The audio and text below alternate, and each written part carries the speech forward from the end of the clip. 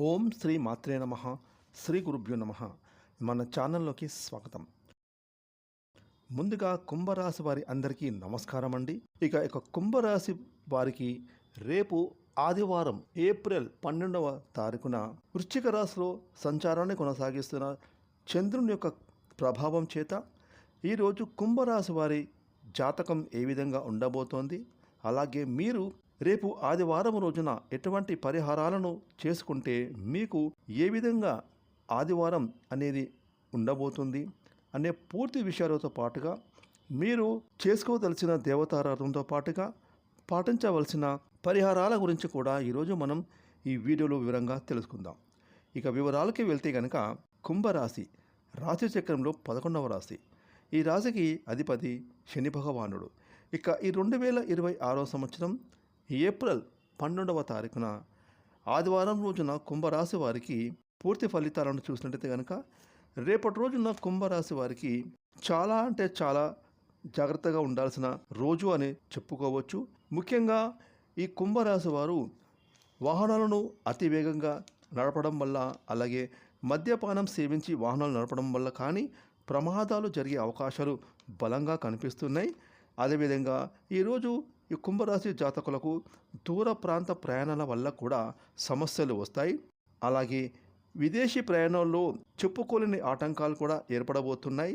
అంతేకాకుండా కుంభరాశి వారికి ఈరోజు మీ యొక్క ఇంటి నిర్మాణ పనుల్లో ఇబ్బందులు, లేదంటే కొత్తగా ఏవైనా వస్తువులు కొనేటప్పుడు నష్టాలు అనేవి రావడం, ముఖ్యంగా మీకు వాహనాలు కొనేటప్పుడు కానీ వాహనాలు మార్చేటప్పుడు, అంటే ఏదైనా పాత వాహనాన్ని మార్చి కొత్త వాహనం తీసుకోవడానికి ఇలాంటి క్రయ విక్రయాల్లో నష్టాలు కూడా జరగడం రావచ్చు.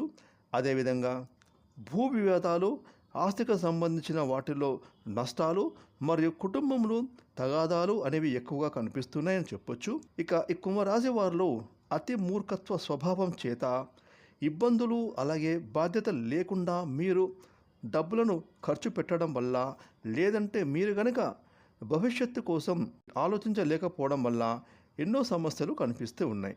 కాబట్టి ఈ యొక్క కుంభరాశి వారు ఈరోజు ఎంతో జాగ్రత్తగా ఉండాల్సిన పరిస్థితి అయితే కనిపిస్తుంది. ముఖ్యంగా అనవసరమైన పనులు చేయకూడదు. వృధా ప్రయాణాలు బాగా కనిపిస్తున్నాయి. జాగ్రత్తగా ఉండాలని కూడా చెప్పొచ్చు. ఇక ఈ కుంభరాశి వారు ఈరోజు సమయాన్ని సద్వినియోగం చేసుకోవాల్సిన అవసరమైతే ఎంతో కనిపిస్తుంది.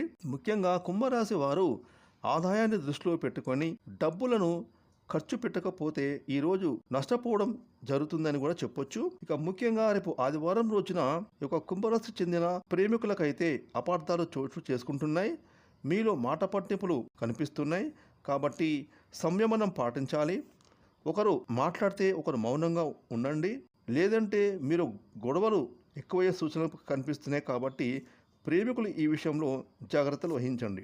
ముఖ్యంగా రేపు ఆదివారం రోజున కుంభరాశికి చెందిన భార్యాభర్తల మధ్య అనుకోని వివాదాలు ఎంతో కనిపిస్తున్నాయి. ఎందుకంటే ఈ రోజు మీరు మాట్లాడేటప్పుడు ఏది మంచిది ఏది చెడు అని ఆలోచించి మాట్లాడుకోకపోవడం వల్ల కుటుంబంలో విరోధాలు, అలాగే బంధువులతో సంబంధాలు తెగిపోయే సూచనలు కూడా కనిపిస్తున్నాయి.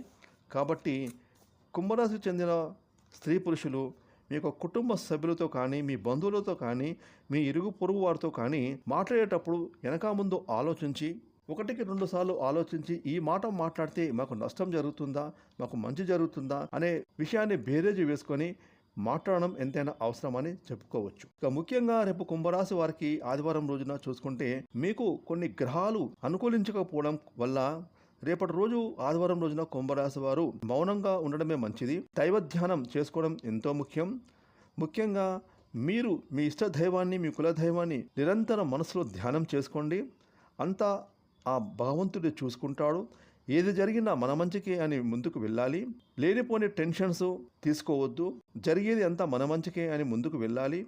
ఎందుకంటే మీలో ఒత్తిడి, టెన్షన్ పెరిగే సూచనలు కనిపిస్తున్నాయి. దీని కారణంగా మీ యొక్క ఆరోగ్యం దెబ్బతింటుంది. కాబట్టి ముఖ్యంగా మనం ఆరోగ్యంగా ఉంటేనే మనము ముందు మంచి మంచి పనులు చేసుకుని డబ్బులను బాగా సంపాదిస్తాం. అలాగే మన కుటుంబాన్ని చక్కగా చూసుకుంటాం. కాబట్టి ఆరోగ్యమే మహాభాగ్యం. టెన్షన్కు గురవ్వద్దు. జరిగేది అంతా మన మంచికి అనుకోవాలి.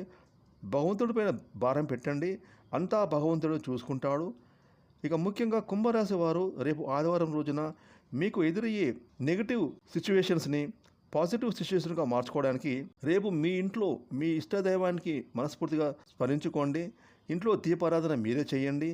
మీకు వీలుని బట్టి మీకు దగ్గరలో ఉన్న ఏదైనా దేవాలయానికి వెళ్ళి శివయ్యకు ఒక 11 ప్రదక్షిణలు చేసుకోండి. అలాగే గుడిలో చాలాసేపు మౌనంగా ఎవరితో మాట్లాడకుండా సమయాన్ని కేటాయించండి. ఈ విధంగా మీరు చేసుకోవడం వల్ల ఆ భగవంతుని ఒక కృపా కటాక్షాలతో రేపు ఆదివారం రోజున వచ్చేటటువంటి ఏమైనా సమస్యలు అవి మీకు అనుకూలంగా మారే సూచనలు కనిపిస్తున్నాయి. ఫ్రెండ్స్, ఈ వీడియోని లైక్ చేయండి, షేర్ చేయండి. అలాగే ఇప్పటివరకు మీరు కనుక మన ఛానల్ని సబ్స్క్రైబ్ చేసుకోకపోతే ఇప్పుడే సబ్స్క్రైబ్ చేసుకొని ప్రక్కన వచ్చిన ఆన్లైన్ బెల్ ఐకాన్ యాక్టివేట్ చేసుకున్నట్లయితే మేము చేసే మరి ఇలాంటి లేటెస్ట్ వీడియోలు ముందుగానే మీకు నోటిఫికేషన్గా వస్తాయి. Thanks for watching.